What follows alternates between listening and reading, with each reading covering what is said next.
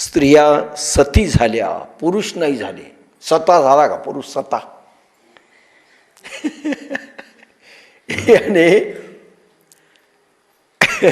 पुरुष मेला तर सती गेल्या. नंतर प्रथा वाईट झाली. नंतर उचलून टाकायला लागले तिला अग्नीत बळजबरीच राजस्थानमध्ये. आणि सतीचं मंदिर झालं म्हणून सांगितलं.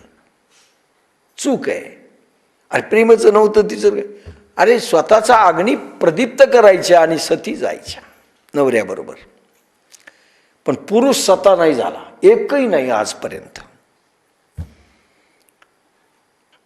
स्त्रिया सती झाल्या, पुरुष नाही झाले. विवेकानंदाला अमेरिकेत विचारलं होतं, का म्हणले स्त्रिया व्रत करतात चांगला नवरा मिळावा म्हणून, असं ऐकलंय हिंदुस्थानात, पुरुष का करीत नाहीत? विवेकानंदांनी सांगितलं, आमच्या देशात स्त्रिया चांगल्या आहेत पण पुरुषाला व्रत करावं लागत नाही. हा, स्त्रियांना करावं लागतं कारण पुरुष बिघडलेले आहेत, आपल्या वाट्याला बिघडलेला येऊ नये असं त्यांना वाटतं, म्हणून त्या व्रत करतात.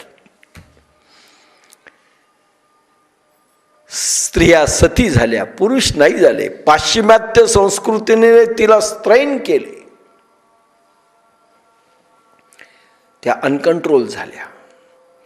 धर्म, अर्थ, काम आणि मोक्ष पुरुष आणि स्त्रीनी राहिले पाहिजे आमच्या धर्माने सांगितलं. धर्म प्रत्येक सदाचार, सत्कर्म आणि सद्विचार, विवेक आणि सद्गुणांची भरती आपल्यामध्ये करून, सद्गुण वाढवून, सद्गुण द्विगुणित करून, त्याद्वारे धर्म जागृत करून धर्माने प्रत्येक वस्तूशी, विषयाशी आणि याच्याशी जीवन मापन करावं. त्याला स्वाध्याय म्हटलंय. एका ऋषीने, ऋषी म्हणण्यापेक्षा एक संत, पाश्चिमात्य याच्यातले, ज्यांचं नाव काय अमया काहीतरी त्यांना म्हणत होते, गुरुनी नाव दिलं. दक्षिण भागातले, तामिळनाडू वगैरे भागातले महान संत झाले. त्यांच्याकडे अनेक संत येत असत. एका संताला असंच विचारलं की आम्ही इतकी तप करतो, आम्ही हे करतो, आम्हाला भगवान दिसत नाही, काय करावं? आणि एक असा तो आला होता जो वेद पंडित होता. पोथ्या, पुस्तकं, वेद खोकून शिकून आला आणि त्यांनी त्याच्या गुरुला विचारलं. गुरु म्हणले त्या संताकडे जाऊ. त्याच्याकडे आणलं. म्हणे फार विद्वान आणलंय म्हणले. ते म्हणले मी अशांत आहे म्हणले, मला अजून तर काही दिसलंच नाही आणि तर्कशास्त्र खूप आहे. एक तर्क समोर येतो, मीच माझा तो काढतो. पुन्हा एक तर्क येतो, मी द्वैताद्वैत आहे की अद्वैताद्वैत आहे की विशिष्टाद्वैत आहे की देव आहे की नाही, गॉड पार्टिकल म्हणजे, असे सगळे शंका कुशंका येत राहतात आणि मीच माझं हे करतो. त्यामुळे मन शांत नाही. पण किती मी सगळं धर्म गोळून पिलाय म्हणले. कुठलंही शास्त्रार्थ विचारा, माझी तयारी आहे. अनेक पंडिताला हरवलंय. ते म्हणले अरे त्याच्यामुळे अहंकार निर्माण झाला. म्हणले मग काय करावं सांगा? म्हणले स्वाध्याय. लोकांनी स्वाध्यायाचा अर्थ काय घेतलाय? त्यांनी सांगितलं स्वाध्याय करा. म्हणले मी स्वाध्यायच करायलो ना. अहो पुस्तकं वाचणं म्हणजे स्वाध्याय. आता तेच चाललंय सगळीकडे. पुस्तकं वाचायचे, हे करायचं, स्वाध्याय नाही म्हणले. स्वाध्याय म्हणजे जीवन बदलवणं. स्वाध्याय स्वतःपासून सुरू करण्याचे प्रयोग आवश्यक आहेत, ते करावे. संस्कृतीने दिलेले, धर्माने दिलेले, गुरुनी दिलेले सद्विचार, सदाचार, सद्विवेक, सत्कर्म, हे सगळे प्रयोग स्वतःसाठी करायचे. ते जे तू केलास, पंडित झालास, त्याचं कारण तू दुसऱ्याचे विचार जाणून घेतले, दुसऱ्याचे विचार घोकले, शिकले आणि प्रवचन करायला लागलास, सांगायला लागलास. दुसऱ्याचे विचार आहे. अनुकरणात काहीच आलं नाही, आचरणात काही नाही.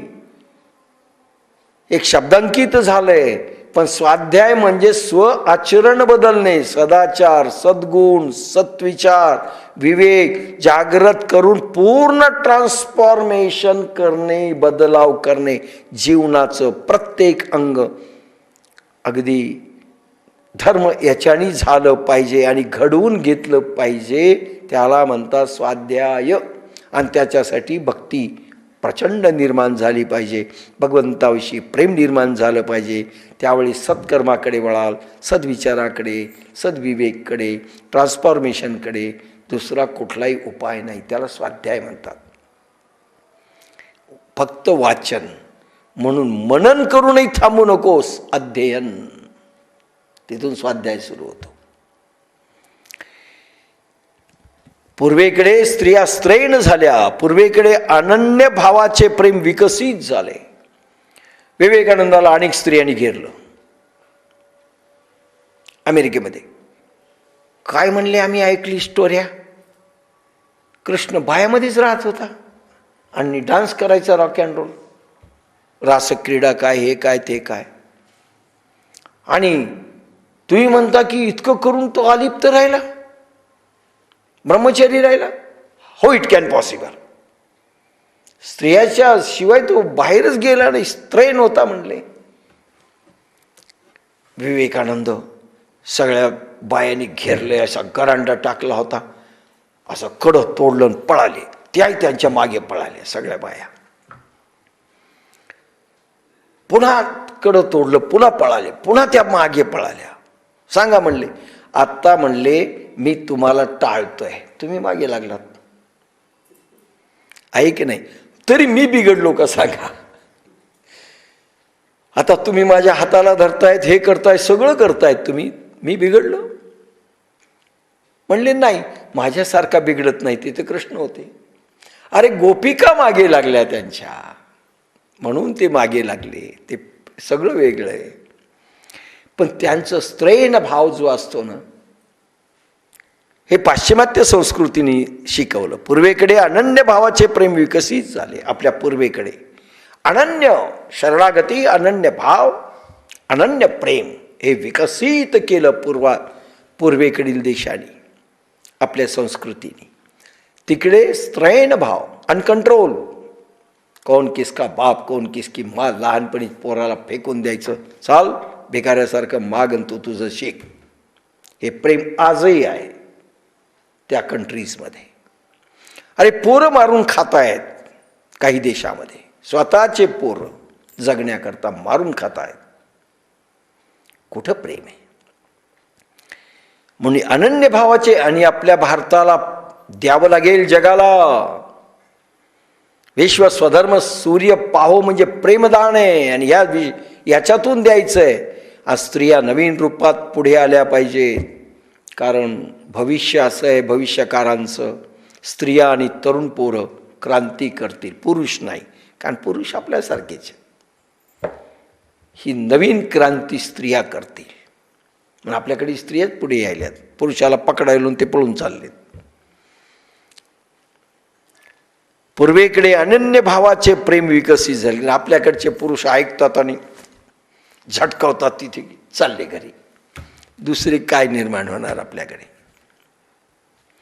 अनन्य भावाचे प्रेम विकसित झाले. पुरुष बुद्धीने चालतो, त्यामध्ये प्रेम श्रद्धा विकसित होत नाही. विश्वास होतोय पण प्रेम श्रद्धा नाही. आणि प्रेम श्रद्धा झाली असते तर कधी चुकवत नाही ज्ञानेश्वरी. अरे मारोतराव महाराजांचे गुरु काय नाव, मोतीराम महाराज, त्यांच्या काळातली घटना आहे की गंगाखेडचे, त्यांच्या गावचे काही वारीला कधी चुकली नाही आयुष्यात वारी. एक भाऊ म्हणला मी पेरणी करून येतो शेवटच्या समाप्तीला, आणि दुसरा भाऊ म्हणाला की मी आधी जातो पालखी बरोबर. एकत्र कुटुंब होतं. तो गेला, गेल्यानंतर हा आलाच नाही. सगळे म्हणले यायला पाहिजे होता, आला नाही. म्हणले मेला माझा भाऊ. हा भाऊ काय म्हणला, तो मेला कशाहून? म्हणे आला नाही ना, म्हणजे मेला. आणि खरं तसंच झालं. इतकी खात्री. आज मला कोणी विचारलं तुमचे साधक येतील का, आता मी काय खात्री देऊ. म्हणावं लागेल मेले. आले नाही म्हणजे मेले तेही म्हणता येत नाही. प्रेम श्रद्धा विकसित होत नाही. विश्वास तर्क आहे, श्रद्धा आणि प्रेम विकसित होत नाही. तर्क कुतर्क शंका कायम राहते. अरे बाप्पासाहेबाकडे नाही गेलो, बाप्पासाहेब वाट पाहायची आणि रडायचे. चुकलं नाही कधी. 27, 28, 30 वर्षात बाप्पासाहेबाकडे वाट पाहायची. लेट 1 मिनिट देखील गेलं की का गाडी लेट आली तरच माफी होती, कारण आम्ही काय ड्रायव्हर नव्हतो. एसटी जर लेट आली तर अरे का उशीर आला, मी 8 पासून वाट पाहतोय. बाप्पासाहेब असं झालं. पण नंतर मात्र राईट टाइम जावं लागत होतं. श्रद्धा विकसित होत नाही. तर्क कुतर्क शंका कायम राहतात. काय दिलं ज्ञानेश्वरीने ते जावं बसा घरी. 3000 रुपये वर्ष जातं आणि गेले की पैसेच मागतात, दुसरं काहीच नाही तिथे. लोभ सोडायची तयारीच नाही. समर्पण किती द्यायचं आम्ही समर्पण. त्याला समर्पण म्हणतात का? देऊ वाटत नाही त्याला समर्पण म्हणतात. स्त्री स्वतः श्रद्धा रूपिणी आहे. स्त्री पार्वतीला श्रद्धा म्हटलंय.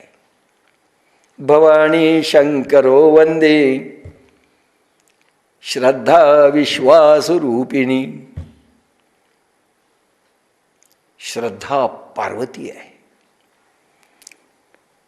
म्हणजे आपल्यामध्ये श्रद्धा निर्माण झाली म्हणजे पार्वती अंगात आली. अंगात आली म्हणजे असं अंगात नाही आणायचं. संध्याचे ढग तरंग आता उठणार नाही. संध्या संपला, श्रद्धा आली की काही नाही. देव असो नसो, कोणी बोलो, किती संकट येऊ, कुंती माता काय म्हणते कृष्णाला, संकट दे मागा म्हणतात भगवान. युद्ध संपल्यानंतर जायला निघतात द्वारकेला. नयनधारामध्ये अश्रुपात होत असतो. सगळे मागा मागा मागा, आत्या तुम्ही मागा. म्हणे संकट दे. संकट दे म्हणले की 5 पांडव तर गर्भगडीत. त्याचं तोंड दाबा म्हणले कृष्णाचं. तथास्तु म्हणला तर काय करावं. भीम उठला, माता काय मागतेस म्हणले, थकली नाही का. अरे आम्ही तर थकलोत लढू लढू आणि संकटाने. ते म्हणले होय मी मुद्दामून मागितलंय, कारण सुखात असू तर याला आठवणार नाही, त्यालाही आठवणार, कारण आपल्याला आठवणार नाही. कधीतरी आठवण होईल. आपण नाही का आज की नाही नकळत तुमची आठवण झाली म्हणजे 5-25 वर्ष झालीच नाही. तसं नाही. आणि भगवंतालाही आठवण राहणार नाही. संकट असतील तर रात्रंदिवस आपण दावा करू याला द्वारका सोडावी लागेल, आपल्याकडे यावं लागेल. हा आपल्याबरोबर असेल ना, भिडायला तयार आहेत आपण काळाशी देखील. ही कुंती माता. आणि आताच्या माता नको देवा सगळं दे. तरंग उठतायत. व्यक्तीमध्ये एक हिस्सा श्रद्धेचा, दुसरा अश्रद्धेचा असतो. माणसामध्ये श्रद्धेचे भाव बनवतो, श्रद्धा भाव बनवते. श्रद्धा म्हणजे धोधो वाहणारा अलाहाबादला किंवा गंगा सागरमध्ये किती विस्तीर्ण प्रवाह होतो श्रद्धेचा. आणि गंगोत्रीमधून निघते त्यावेळेस थोडी असते. मंदाकिनी मिळते, यमुना मिळते, ह्या सगळ्या नद्या मिळतात आणि गंगा विशाल प्रवाह घेऊन जाते. तो एवढा मोठा प्रवाह म्हणजे श्रद्धा त्याला म्हणतात. सगळं वाहून जातं तुमच्या तर्क वितर्क भावना, लहरी, क्रोध, अहंकार वाहून जातो त्याच्यामधून. आणि जी मंदाकिनी बनते धो धो प्रवाह, ती श्रद्धा. पण अश्रद्धेचा भाव नष्ट करतो. पण चांगले भाव झाले तर पुन्हा अश्रद्धा येते. कोणाला माहीत देव आहे की नाही, कोणाला माहीत त्या सोमानीजवळ ताकद आहे की नाही, कोणाला माहीत आपण जातो योग्य आहे की नाही आहे.